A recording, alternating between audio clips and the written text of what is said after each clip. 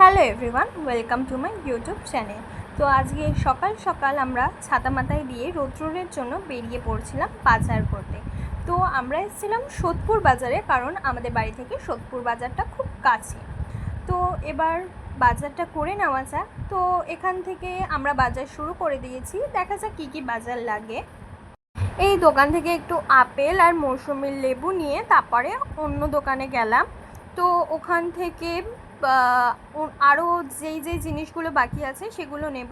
তো বাজারটা খুবই ভিড় ছিল, সোদপুর বাজার তো অল টাইমই ভিড় থাকে, সেটা কোনো আর এত কড়া রোদ্দুর আর ভিড়, মানে উফ। আর বাজার এত ভারী ব্যাগ, কি বাজার তো ডান, কিন্তু ভারী ব্যাগ তো দুজনে মিলে টানতে পারছি না কষ্টে, মানে কি বলবো, এত রোদ্দুরে ছাতা ধরবো না বাজারে ব্যাগ ধরবো। দেখো পুরো বাজারে ভরে গেছে এত বড় ব্যাগটা, মানে আর টানতে পারছি না দুজনে মিলে।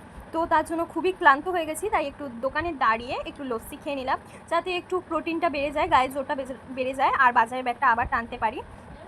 আমরা এখানে ততক্ষণ লস্যি খাই, আর তোমরাও তোমাদের বাজারটা সেরে নাও।